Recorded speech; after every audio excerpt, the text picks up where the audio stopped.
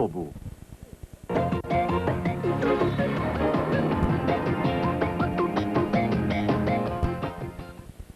As estatísticas do IBGE mostram que a população brasileira está vivendo mais tempo. O número de idosos aumentou. Isso é bom por um lado, mas por outro traz a preocupação. A maior delas é com a falta de políticas para o atendimento ao idoso. Um seminário que começa hoje em Vitória discute o que precisa ser feito.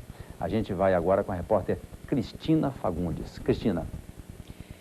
Ábidos, de acordo com o censo 2000 do IBGE, existem no Espírito Santo 250 mil idosos, pessoas acima de 60 anos. A gente vai conversar agora com a presidente do Conselho Estadual de Defesa dos Direitos da Pessoa Idosa. O Estado está preparado para oferecer uma boa qualidade de vida a toda essa população idosa? Bom dia. Ainda, infelizmente, o Estado não está preparado. Existe já leis e projetos nesse sentido, mas ainda há muito está a desejar, porque a população do Estado do Espírito Santo acompanha o perfil demográfico do Brasil. Está envelhecendo muito rápido. No entanto, a política ela tem que ser uma política integral, atender o idoso em todos os sentidos, na saúde, na assistência social. Por isso, a gente, enquanto Conselho Estadual, exige a aplicabilidade das políticas. Nesse sentido, devemos estar atentos porque o idoso ele necessita de um tratamento muito especial e requer mais cuidado e custo para toda a sua vida. É preciso que, de fato, emplaque a política para atender a sua qualidade de vida, porque se isso não acontece, estamos muito preocupados que a população ela cresce muito rápido. Se hoje nós temos, no censo do IBGE 2000, 250 mil idosos, o crescimento, o que vai acontecer? Nós não estamos preparados para tal. Neste seminário serão discutidos projetos para melhorar a qualidade de vida dos idosos? O seminário ele tem um dos objetivos, a aplicabilidade como instrumento de defesa dos direitos da pessoa idosa. Na verdade, a lei ela existe para defender os direitos. Então, o seminário é para discutir a aplicabilidade desse direito enquanto defesa e direito. Porque a Constituição Federal, no seu artigo 230, ela foi muito feliz quando ela coloca a dignidade em defesa do idoso. E a partir daí foi criada já a lei estadual, já existe já também a política nacional, que foi criada em 1996, e também em dezembro, em Brasília, criou o Estatuto do Idoso, que muita gente não sabe ainda, que é para garantir a sua dignidade. Ok, muito obrigada. O seminário vai acontecer hoje e amanhã no auditório do Ministério Público Estadual, na Enseada do Suá. Voltamos ao estúdio.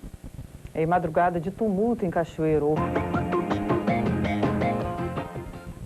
E o Espírito Santo tem de novo a gasolina mais cara da região sudeste. O consumidor reclama e o Ministério Público promete uma ação conjunta contra os postos. No dia 28 de agosto, o litro da gasolina custava R$ 1,56. Hoje, menos de um mês depois, a gasolina está custando em média R$ 1,89. O aumento foi de 21%. Com essa nova alta, a gasolina no Espírito Santo passa a ser a mais cara da região sudeste. Os donos de postos tentam explicar o aumento. Na verdade, nós não consideramos um reajuste de preço, mas sim uma recomposição, visto que os postos estavam praticando um preço de promoção e que, portanto, tinha início e fim determinado. Mas a explicação não convence a promotora de defesa do consumidor. Isso é sintomático, toda vez acontece isso.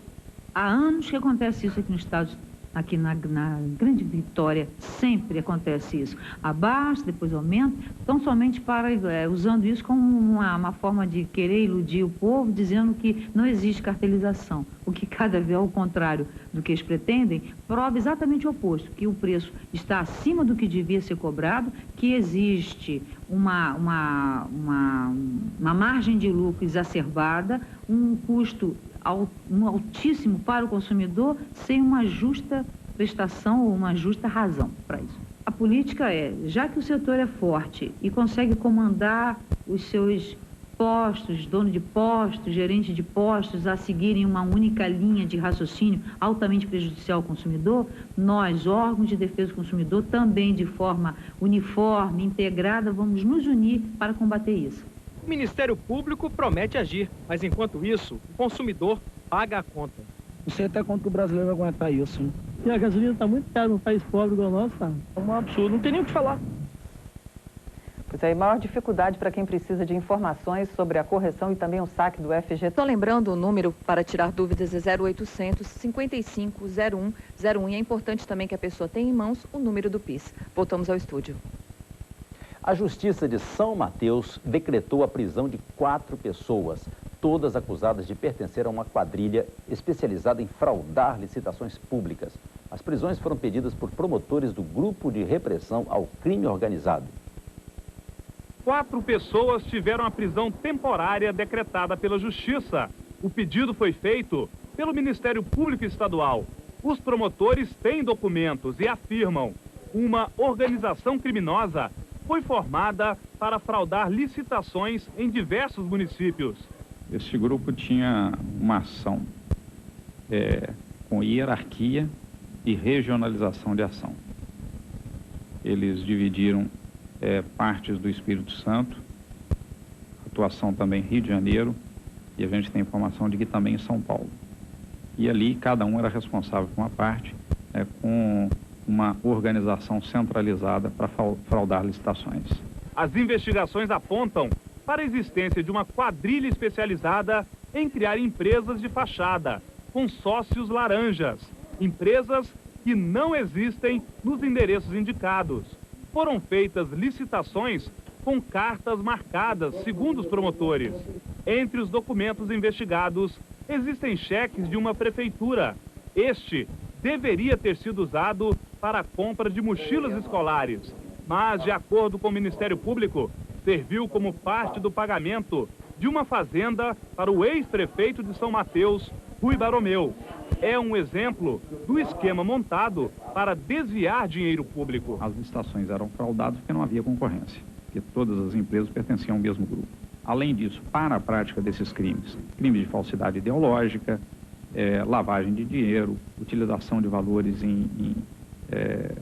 fora da administração pública. Então, foram diversos crimes constatados. Os promotores acreditam que as prisões temporárias são necessárias porque os envolvidos podem tentar esconder documentos ou até intimidar testemunhas importantes. Em São Mateus, uma pessoa já foi detida, o ex-chefe do setor de compras da prefeitura na gestão passada, Gildo Gregório. Agentes da missão especial foram acionados para cumprir os mandados de prisão. Os nomes das outras 3 pessoas procuradas são mantidos em sigilo, para evitar fugas. Os promotores informaram que também iriam pedir a prisão do ex-prefeito de São Mateus, Rui Baromeu, mas desistiram por causa da lei eleitoral. Alegaram que a lei permite que uma pessoa só possa ser presa em flagrante quando é candidato. Pois é.